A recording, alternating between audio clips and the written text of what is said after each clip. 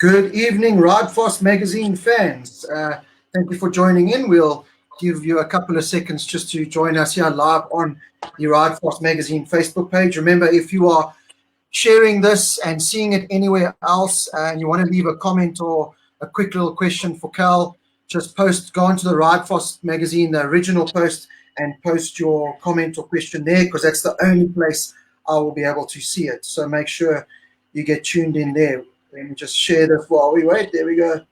Love with Cal. It's nice and easy. So, as I said, as you've seen the last couple of days, we have a real treat for you. SA exclusive, courtesy of LCR Honda MotoGP team and Monster Energy South Africa. I would like to introduce you all to MotoGP star, Mr. Cal Crutchlow. Cal, thank you so much for joining us. No, thanks very much, Rob. It's great to be able to come on and speak to you all, everyone in South Africa and everyone around the world that will be following this. So we have to thank Monster Energy as well for giving us the opportunity to link together. And yeah, looking forward to your interview. Yeah, we've got some really cool questions lined up, and I'm pretty sure you must know, but you've got a massive fan base here in South Africa. I know you had a couple of little ties with Rob Davies back in the day when you were running British Supersport and that. But yeah, huge fanfare. My phone, my emails haven't stopped since I announced that I'd be talking to you. So I think it's going to be really cool. We already have some comments coming in. Martin Link, just how's it from RSA. Luca Jefferson, how's it, Rob? Awesome hoodie. Thank you. Don't worry about me. Carl's got a much better hoodie than me. Gary Ulrich, welcome, Carl. So, Carl, quick question. First of all, for us big fanboys that know you, you're actually supposed to be living in Isle of Man, but you're not in the Isle of Man at the moment. Where exactly are you? Well, since the season was supposed to start in Qatar, we had a great test in Qatar there. In the end, on the final day, I felt quite comfortable, and I was looking forward to the race in Qatar there. But finally, I went back home to the Isle of Man, to where I live in the Isle of Man, and we couldn't race in Qatar, which was a week later. So we were all disappointed about that. Then we decided that after Thailand was cancelled, which was 2 weeks later, we decided to go to California, because we have a house in California, and then on to Austin, because Austin was going to be supposed to be the first race of the year. Yeah. So I've been there ever since. I've been in California waiting for the season to start. Obviously, Austin got cancelled, and the rest of the races since then have either been postponed or cancelled as well. So yeah, disappointing time at the moment, and sort of rightfully so. You know, we have to think about this situation carefully, and all stick to the rules. You know, at the moment it's not a great time for everybody, but we're all trying to do our best. We're all trying to get racing as soon as possible. But you know, I've been lucky to be in California, really, because the weather's been good for training, for cycling, and yeah, been hanging out, you know, waiting for the season to start and doing as many interviews as I can, you know, with the likes of yourself to keep the promotion of the team and the championship high. I think that's always important, and keep the fans interested in it, and wanting the season to start as much as what we do. Yeah, well, it is brilliant. And again, thank you for joining us. So it does look like you got nice weather there compared to what we're having here in South Africa. We're going through a little bit of a cold spell, but some comments here. Grant Mostert, King Carl, Rita Free, hello. Awesome. Thanks, Carl. Peter Atmore, aware. You know, aware is how we say hello in South Africa. Craig Hicks, hi all. Good to have Carl Crutchlow on. Brilliant. Darren Alf, what's up, Carl? I hope you're keeping well. So, Carl, you were touching on the season potentially starting now. Have you had word when you're going to go? I mean, we've heard about this double header potentially at Jerez and going testing before that. Are you able? Do you know anything about that? Are you able to leave California to go do those tests?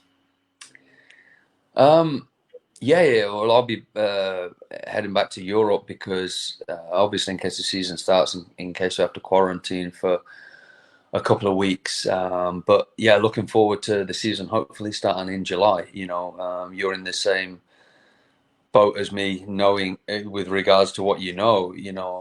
Yes, we know that the season might start, and we might get 12 to 15 races. Hopefully that's the case, and hopefully July is the start date, in the middle of July. And obviously Hervé did the interview the other week, Hervé Poncharal, who's Tech 3. He's Tech 3, but he's the boss of IRTA.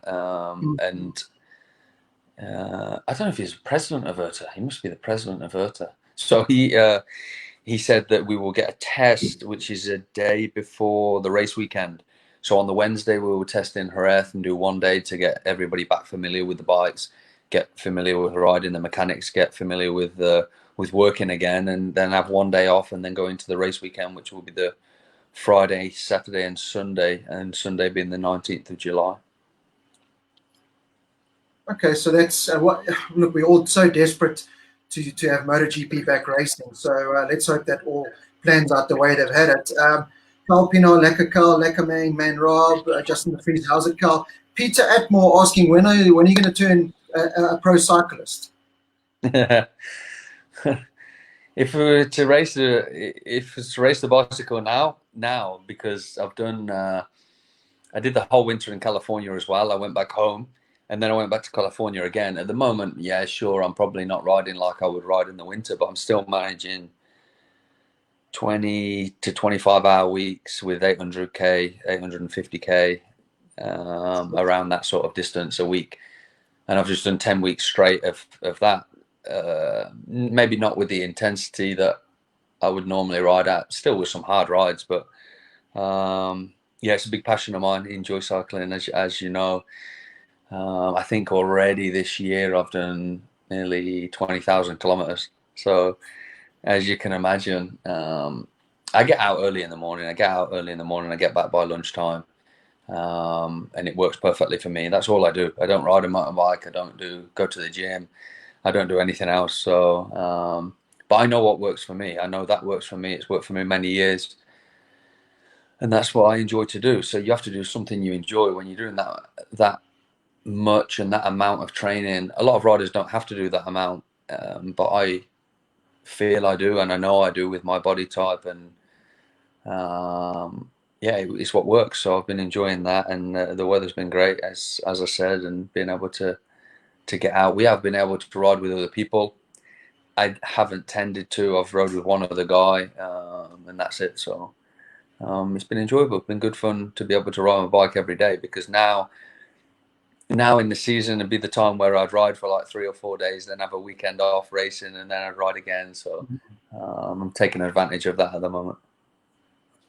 I was talking to you just before we came on air, and I said in 2010 I was lucky to hang out with you, Chris Leeson, Rob Davies, and Shez at Portimao in your motorhome, and you were on pretty much a Nutella diet. Are you still on that Nutella diet? Yes. You can't live without the Nutella. Maybe not as much as back then, because Superbike was a little bit different to MotoGP. In MotoGP, you have to be really as light as possible, because these guys are light, but yeah, don't get me wrong, mate. I still scoop it on. There's no doubt about that. But and at the moment I can, because we're not racing and we can do sort of what we want. But yeah, what if we're going to talk about Rob Davies, what a man. He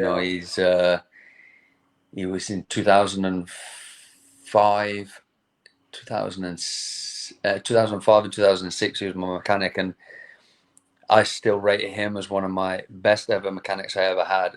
A guy that was willing to turn his hand to anything and everything and be able to do it. And he would give you the shirt off his back to be able to help me, my family, me as a rider, and me and my family as a friend. One of the best mechanics I've ever worked with, and we think about him a lot, and we had some great fun times. This isn't the place to tell you some of the stories, I can tell you that. Yeah, we've also got a lot of those stories from Rob. He really was a great character and a sad loss to humanity, basically. So yeah, that was great memories. Carl, just getting onto the question here, it's been said, for the last year now, it's been said that 2020 could, potentially be your last season in racing. Has this lockdown come and refreshed, or just I'm pretty sure it must be a nice little break, seeing the family, like you said, doing more cycling and stuff. If you did have those thoughts of maybe 2020 being your last season, has this lockdown period maybe put those off for now? No, because at the end of last year, I'd already said that if there was a possibility to continue, which there is, I'm sure, that in 2021, I felt refreshed and felt like I wanted to continue, and I'd see how this year went. Even at the start of the year, I was already speaking to my team and to HRC about continuing and renewing for 2021. Obviously, the situation at the moment is nobody can race, nobody can particularly take any major decisions, and I'm the same. I'm in the same boat, but yeah, I definitely want to race in 2021. There's no doubt about that. So, what you have to remember is I'm the second oldest guy on the grid. Obviously Valentino is quite a significant amount older than me, but I still feel good. The thing is, I'm still competitive. It's not. I'm not riding around at the back. I'm still making podiums every single year that I'm in MotoGP, and that's that's the one big thing that I've got. In my cabinet is that every manufacturer I've been on, every year that I've been in MotoGP, except for the first year, I've been on the podium, and that's what counts. And I think that I can still do a good job. I can still be fast, still competitive, and still do great races and enjoy it, which is the main thing. And so there's no reason why I won't race in 2021. Oh, that makes me a happy man, a proper fanboy like me. That's exactly what I want to hear. And that kind of brings me into my next question here. And I'm sure I speak for everyone when I say this. Let's say you didn't get the ride. Like you said, you're one of the older statesmen, and MotoGP is just such a competitive world. If you didn't get the ride you wanted in MotoGP going into 2021, would you potentially look at going over to World Superbikes and look at winning a world title there, or are you focused on finishing your career in MotoGP at the highest level? I won't go to World Superbike. I've got no interest in that. I've made my career I made my career coming to MotoGP in Superbike. So that's really why you're asked the question a lot about going to Superbikes, because I've done it before, but I wouldn't consider going there to race. It's a great championship. It's got some very, very strong riders in it, but MotoGP is the pinnacle of motorcycle racing, and my aim and my goal was to always get to MotoGP. Now, as I said a few years ago, I can stop racing happily and be comfortable for the rest of my life. So I don't feel that I have to go to a World Superbike just to race a motorcycle. I'm happy with what I've done. I feel that I've had some great years in MotoGP. I've had some up and down years, but that's what always keeps me coming back. Gives me determination, gives me motivation. If I have a bad race, the next race I'll have a good race, which is always good. It keeps my profile high, it keeps the attention high. The media have always been good to me. It's good. It's a good situation to be in. So, no, I wouldn't think about going back to World Superbike, and I would think that I would finish my career in MotoGP.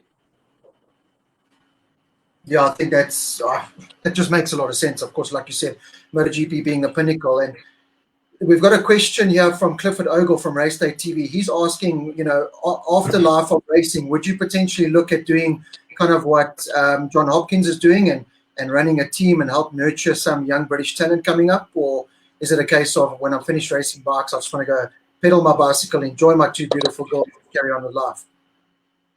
It's hard to say, because at the time you always think, okay, when I stop, I'm not going to do anything. Yeah. But I'm not a guy that's not going to do anything. That's sure, But I have the businesses and the investments that I do that will keep me busy, and I could ride my bike every day for a year. But I think you'd soon get bored of it with no goal, know. But would I be interested to take and nurture somebody and That's the problem. I definitely wouldn't nurture them. I think I'd be, for that role, I think I'd be too hard on them. I have to be honest, you know. I know how hard I am on myself, and I think I look at other people and other riders and think they don't have it hard enough, you know. So but that's my opinion, and that's me. I like to grab the bull by the horns and do it, where a lot of other people and a lot of other riders, they need you to massage their shoulders and their egos to go fast. And I'm not one of them guys that is going to do that for someone. So it's hard to say. It's hard for me to say, okay, could I go and work with another rider and say, you can go fast, you're the greatest, you're the best, you're Muhammad Ali, you know. I don't think I could do that. I'd get them out on the bicycle and I'd be screaming at them for 5 hours, and that won't, I don't think that would work for the rider. Do you know what I mean? So you got to come to some sort of compromise if I wanted to do that. And even in a managerial role of a rider, I think that definitely I could do that, because I've been doing the management side of my deals for the last 4 years by myself. And I think that's worked very well. You know, I've always had a good job. I've always had great sponsors, and I think I could fit into that role with a rider very well. But then how do you separate being a manager and then telling them how to ride? Yeah. You know, that would be a difficult situation. I think without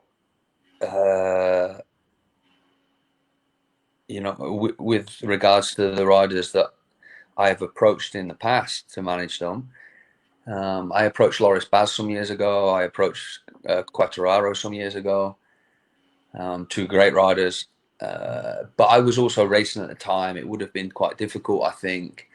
But I also helped Brad Binder. I helped Brad. A few years back, I introduced him to my manager at the time, which was Bob Moore. I tried to help him a little bit in that sense. I was not going to tell him how to ride. I was not going to tell him what to do, but I tried to give him some advice. And my advice at the time was to go with Bob Moore. And he did go with Bob Moore, and he's now signed a factory KTM contract, and it worked out fantastic for him. So I think that I could fit into that role well, but it's how to separate not telling them how to ride to doing the business side, you know. If I wanted to do that, you know. But I've always thought about managing and looking after my friend Jack Miller. And we've spoke about it a few times, but when I'm still racing, I think it's difficult because we're competing against each other as well, and the contract years overlapped. If I was not racing this year and I could have done it for his new deal, then I would have been really interested to do it. But maybe I, you know, might have to wait a little bit longer to see if he wants to do that in some years' time. But as I said, I still don't plan on stopping. So we'll be rivals instead of manager and rider. Yeah, that's what we like to hear. Now, I've already had so many comments coming here asking about your good mate Jack Miller. We all know what good mates you guys are. What do you think of him moving to the factory Ducati team? I mean, that's awesome for him. I think he's deserved it. I think you'll be one of the first to say he deserves it. But like you said, that rivalry is going to intensify just a bit now. Well, I think that you know, I always have a situation with Jack is that I think he's done the best thing for him. I think he's chose a very, very competitive bike to stay on. It's what he wanted. You know, when there was a chance that he potentially could have moved and I gave him some advice to move, I still think my idea was the right idea. But he chose to stay with Pramac at the time, and now he's moved to the factory team, which is a great dream for him. And it's an absolute fantastic team for him to be in, because they will put the eggs in his basket when he starts to show that I think he'll be the fastest rider there. And there's no reason why he he can't be up there in the championship. He rode fantastic at the end of last year. Jack's talent is without doubt. It will be how much he'll want it, and I think that if he wants it enough, he can be right up there in the championship.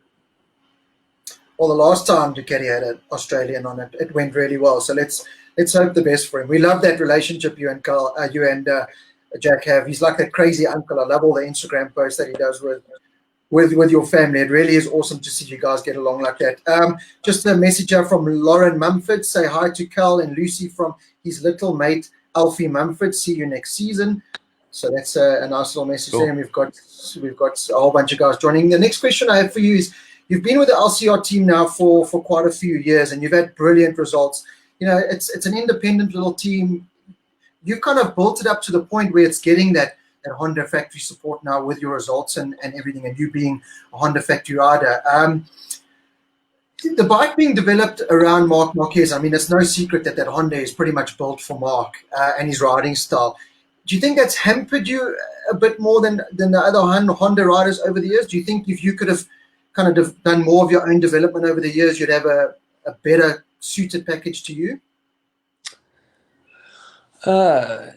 Not necessarily, but you have to look at it in context. I don't think they developed the bike around Marc Marquez. I don't think that necessarily at all. I think that the bike is very similar to all the bikes they've ever had, and that's their DNA of the bike. It's just Marc learned to ride it.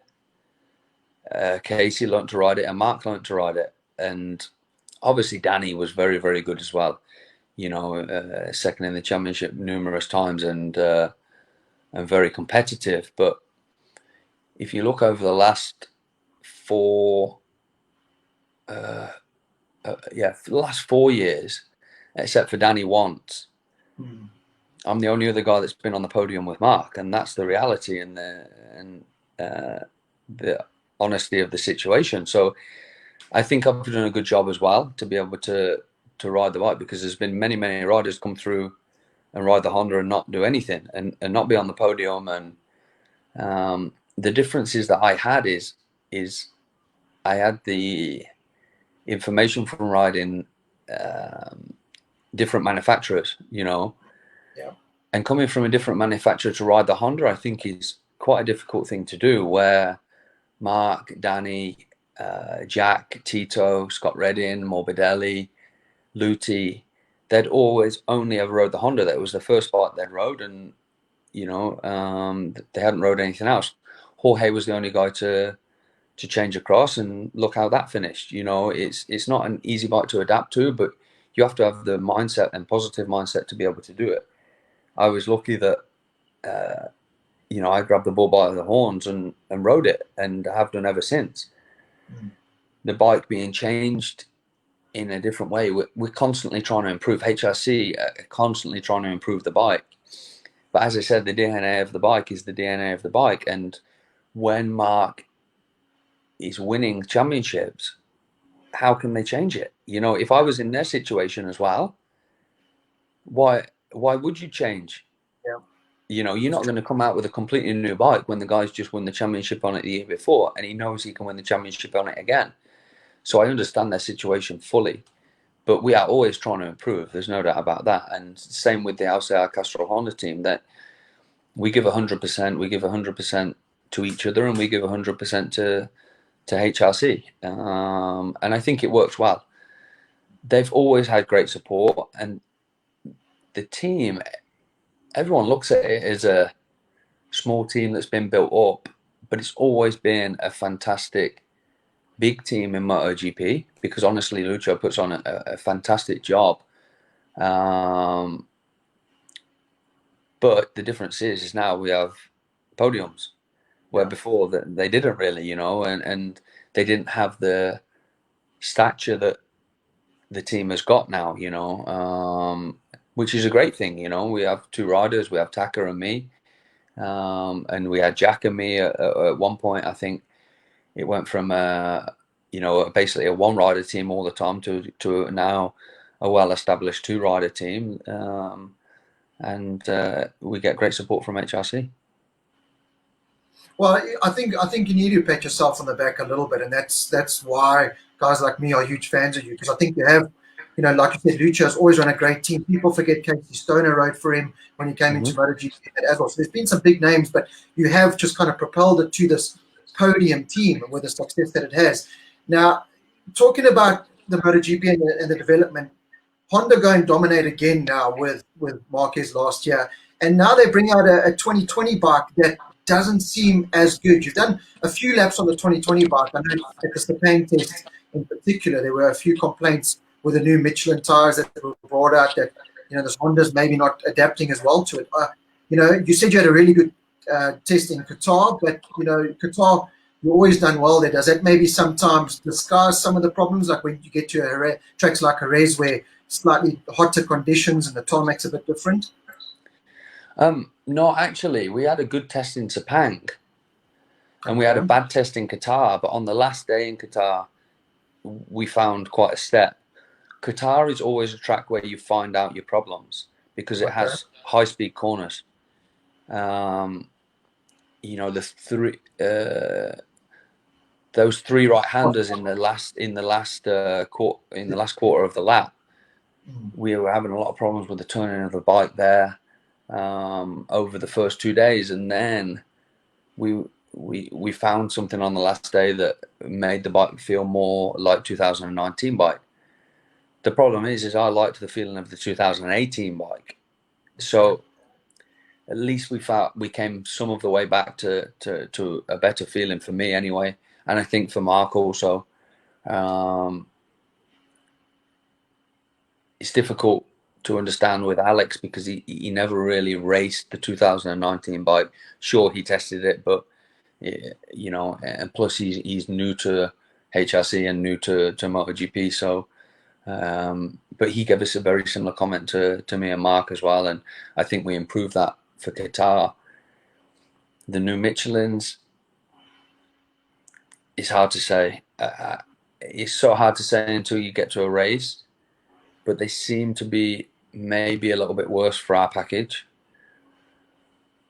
You have no idea until you race. You have no idea until you compete with the other guys. It's okay riding around and testing, but we'll always try and ride around it. The difference is with the Honda and with the riders at Honda, we always try and ride around the problems, and Okay. that's the reality, and we'll push the limit. That's why you see we push over the limit. Mm. The difference is Mark saves the limit normally, and nobody else does, But that's the reality. Excuse me. That's the reality of Mark. That isn't the reality of the situation, So yeah, we'll see when we can get racing. I like Jerez. I think it'll be a difficult track to start on for Honda, for our package, and for the tires, but it can all change very, very fast. It can change overnight. You can find something overnight with regards to pace, with regards to the people using different tires, with what they choose in the race. Maybe in the start of the race they're really fast, and in the end of the race they're a disaster. Jerez's a strange circuit, but I look forward to racing it if we can get there in July. Well, I can tell you now, I play the MotoGP 20 video game, and I don't know how you get those MotoGP bikes around that track, because it seems like a go-kart track to me on the video game. So yeah, hats off to you guys. You were talking about 2018. Hold on. It feels like a video game when you're riding it. Yeah, really, eh? It's tight. It's tight, but it's good fun. The fast corners are so good fun, but when you are going down that main straight, the two little straights, it feels like a video game because everything goes so fast. You can imagine them straights are probably 400 meters long, and Qatar is 1K. Yeah. There's the difference. No, it does seem like a go-kart track to me. So yeah, it looks like you got a manhandle a bike around there. You were talking about 2018 being a good package for you. You've been with LCR for a while now. If you could, what was the best Honda package you've raced in the years that you've been with LCR? If you could say, right, I want that bike, those tires back, what would that package be?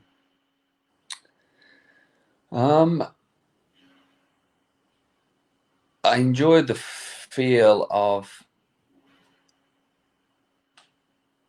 the 2016 and 17 bike, that's short, and 18. But I lost some front feeling with the 19 bike, and that was the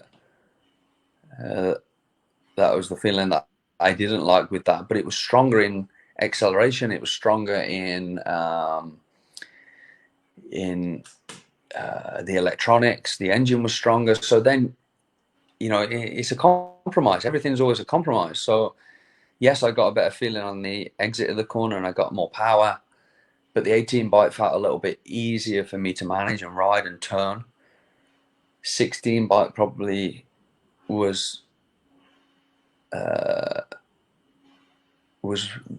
seemed to be my favorite package from the middle of the year onwards. Yeah. But then again, we changed tires as well. It would be I liked some stuff of the Bridgestones as well. Yeah. But I really liked some stuff of the Michelins. I think if you could make a combination from them, it'd be really, really good. The ultimate package, yeah.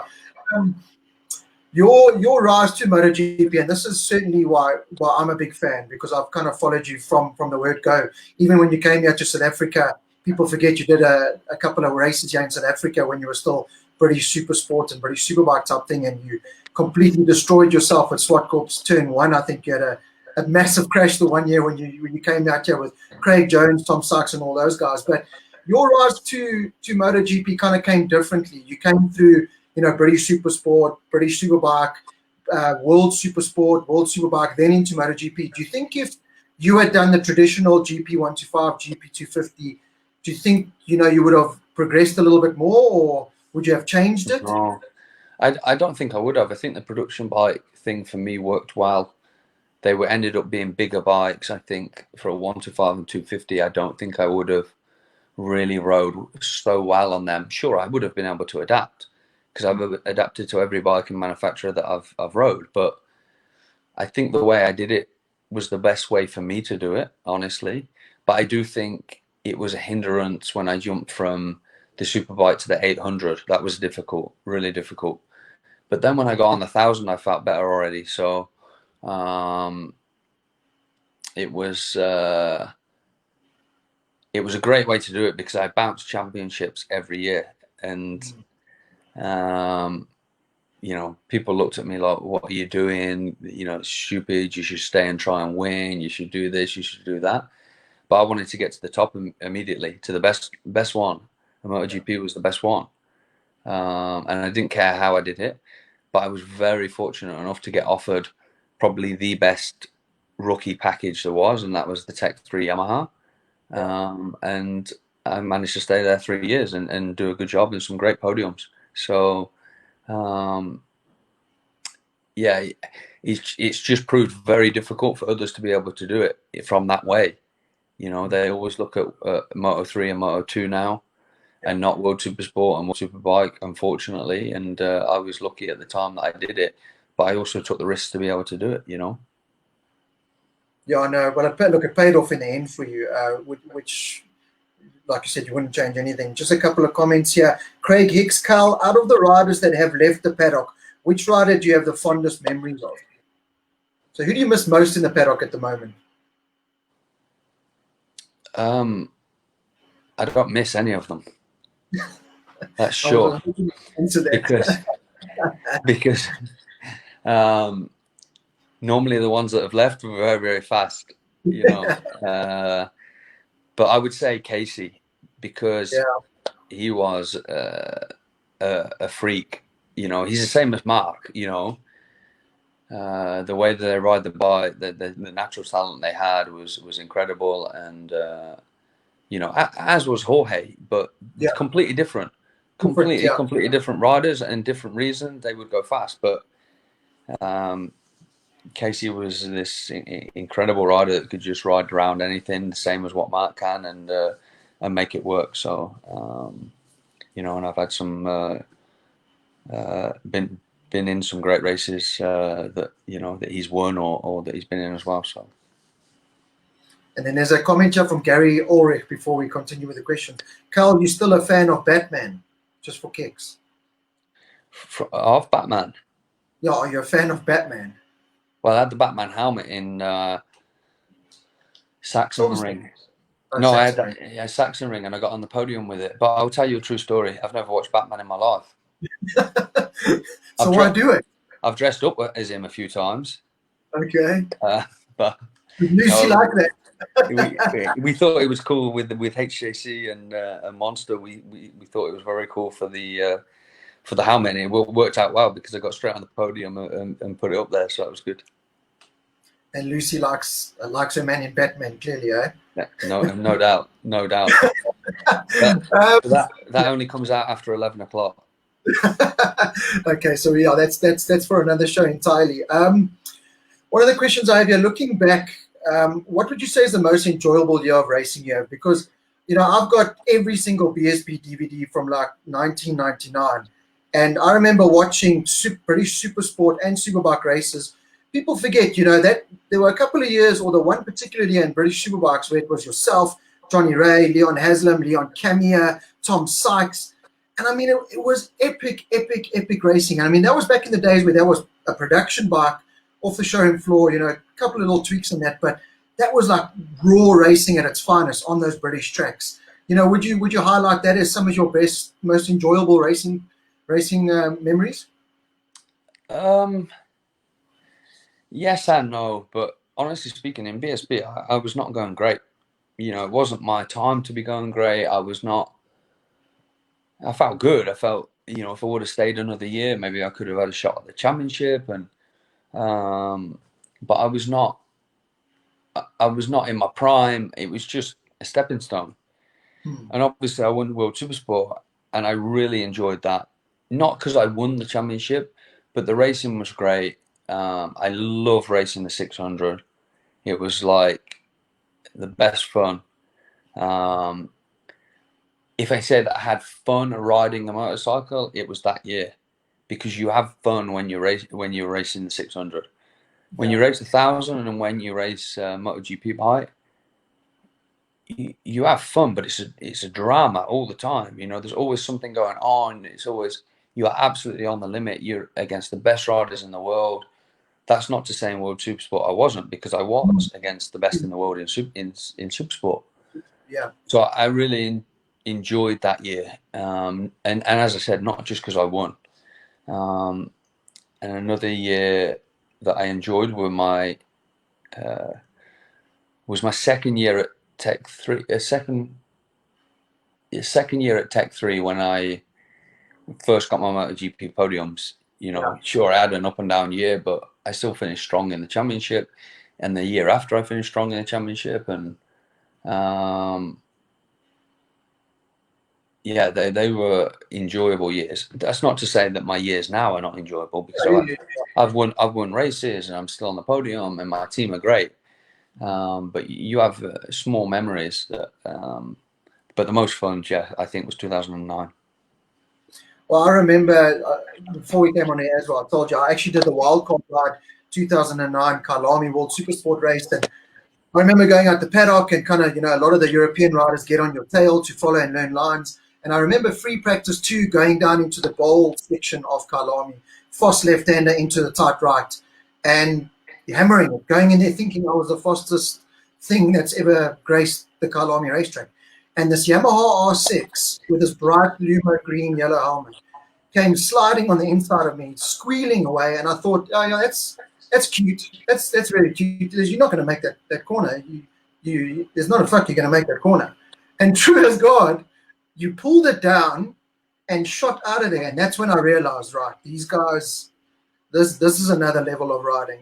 And I promise you, I still came in big-eyed, said to my mechanic at the time, Ricky Morais, which is Sheridan's dad, and said, listen, we're in a hiding to nothing here, because I was going as fast as I possibly could, and Carl just came past me like I was just literally a back marker. So yeah, you were phenomenal on that R6. That was a proper package that year. Yeah, it was really good. I actually have that bike at home. Oh, that's a keeper. yeah, it's a great bike. So I was very fortunate to be with a good team, and I was committed, as you could probably tell by the way I entered the corner, to try and win the championship, and I was lucky enough to be able to do it. Yeah, no, it really was impressive to see that. A question here from a fan, just a message from Ryan Demosa saying, "Hi, Carl and Rob. Rob, please ask Carl to say how's it for us fans in South Africa." You have to say how's it. How's it? Lekker, bro. Hey, you know the lingo, eh? I know it. I know it. I'm proper impressed with that. A question here from Lance Album. Have you ever thought about racing the Isle of Man TT, being based in the Isle of Man? Yeah, I've thought about it thousands of times, but I always have the same answer, and I get asked this question all the time. If I race the Isle of Man TT, I'll be divorced. Yeah, same. Yeah. But no way. I will tell you this about the Isle of Man TT. I love it, and I love watching it, and I have unreal respect for what they do, because I'm not saying I couldn't do it, because I think I could. I think I could adapt and go fast. But when you see it, it's unreal. And people say to me all the time, which MotoGP shall I come to? And I say to them all the time, I say, listen, come to MotoGP. Yeah, no doubt. This one's great. This one's great.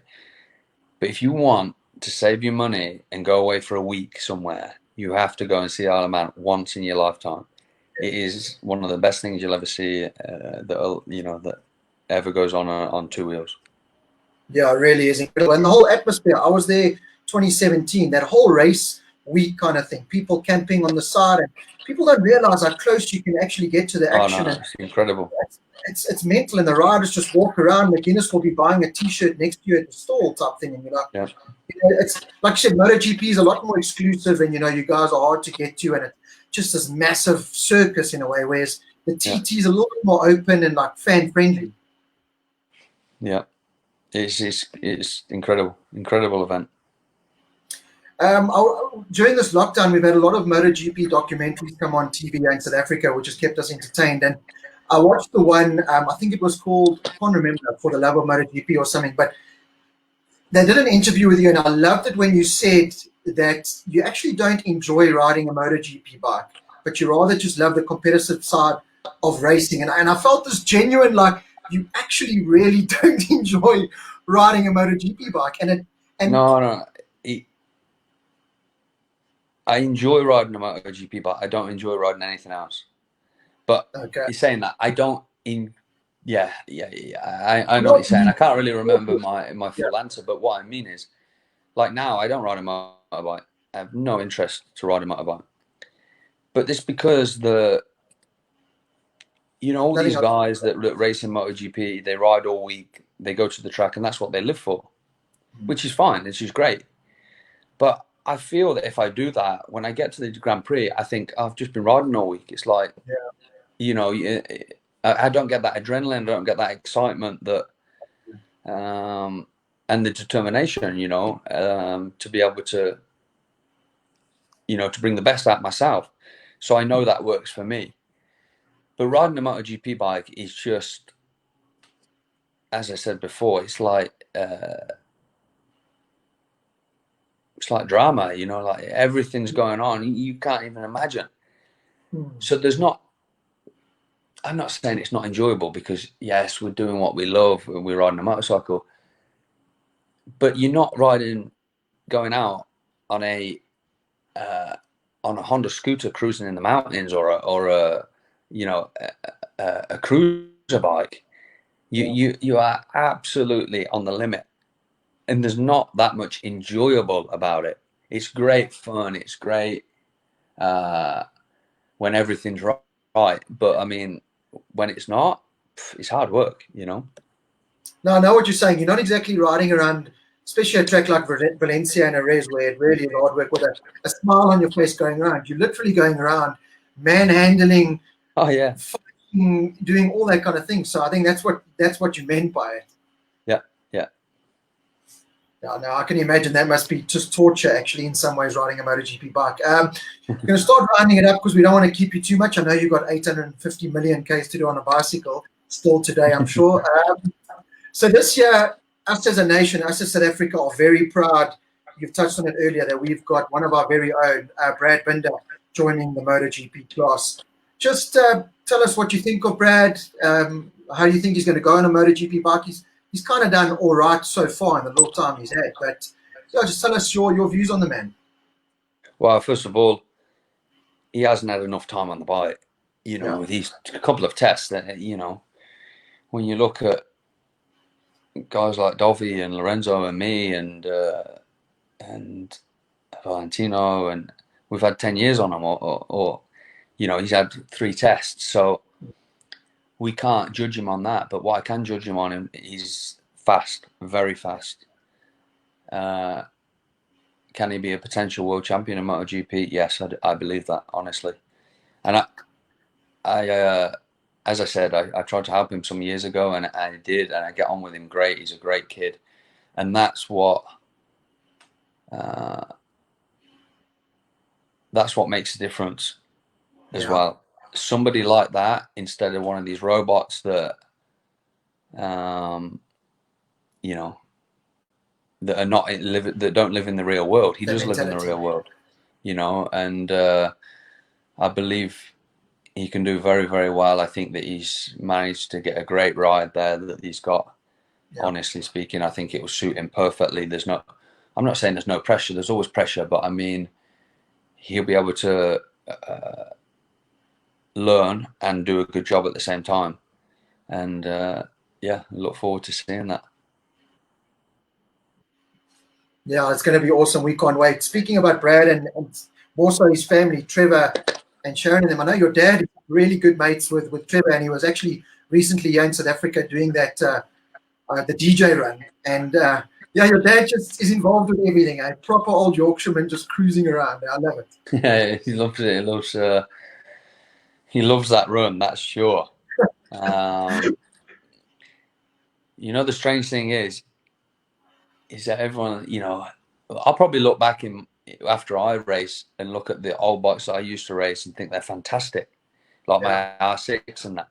I just look at them bikes that they're riding and think they're oil dumpers, they're just oil dumpers, but they love them. They absolutely love them and love it, and it seems a great event. Maybe one year I'll try and make it over for it when we can ride something like an R6 or a CBR. I could bring the R6 out or a CBR 600, and do something like that, or a nice Honda Enduro bike or something like that, or I might get Lucio to build me a nice piece of kit at Honda. But them rattly old things that break your eardrums, that's not for me. No, I'm the same. Trevor Binder always says to me, "You got to do it." I know Brad and Darren do it. They say, "Come do it." And I say, "I know you love your bikes, and I know you guys like to spend lots of money on these old bikes and that, but anything pre kind of 2005 to me just doesn't exist." Yeah, pre-dinosaur. That's exactly how it is. So, Carl, last question before we let you go.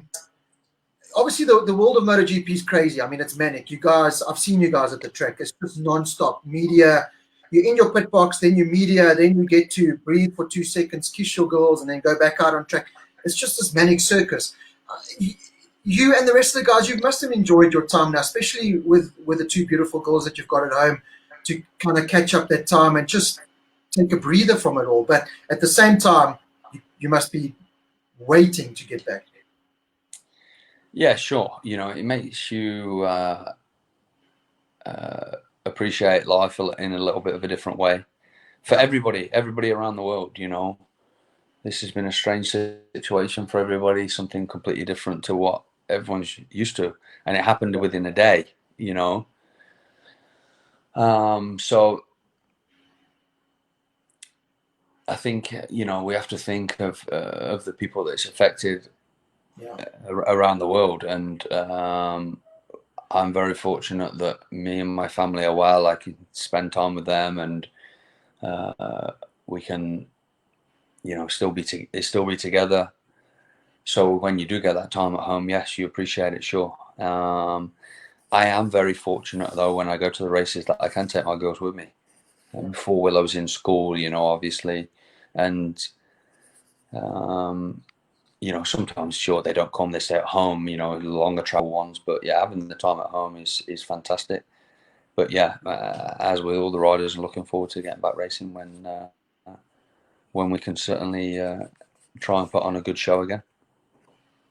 Yeah, sure. Just before, one little final thought. I'm a father to a beautiful boy and a beautiful daughter, and I always get asked this question, and I'm going to ask it to you now. If Willow comes to you one day and says, Daddy, I love motorbikes, I love what you do, I want to race motorbikes, what is your answer? Yeah, I've been asked this before, and I've also been asked it by my wife. Yeah. What do you say? I sit there and say, well, first thing is absolutely no chance. Yeah. Absolutely no chance. I know Yeah. how hard it is. I know it's the best job in the world and the best sport in the world, and we love it and I love it and this. But your emotion can be so high and so low, and you're what Japan 2 years ago stood on the podium next to Mark, the Honda bosses there, had a great race, beat the factory Suzuki, finished a second behind Mark, stood on the podium. 3 days later in hospital for 16 days with a broken ankle, thinking he'll never walk again. Yeah. And that's the reality. So you have to say no. But how does somebody turn around to their family and say no when it's what you've done and what's given you a great life for your whole life? It's so difficult. So, for your whole family, give you a great life for your whole family, and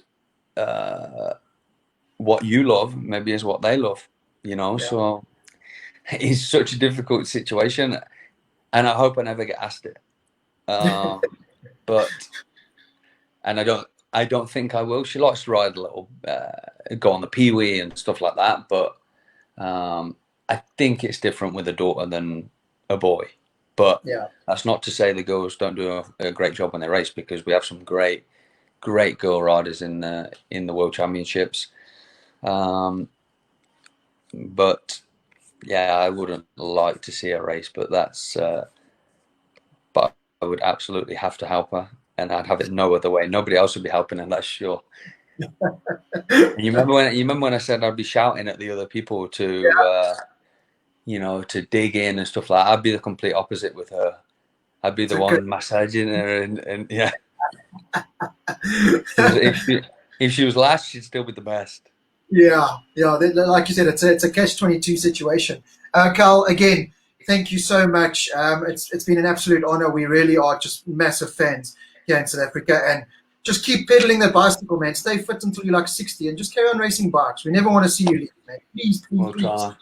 I'll try. And then if you do speak to your mate Jack, just tell him, give us a call, and we'd love to hear from him as well. But for now, again, thank you so much. Thank you to LCR Honda. Thank you to Monster Energy, and all the best for the season. We'll be rooting for you. Thanks, Carl.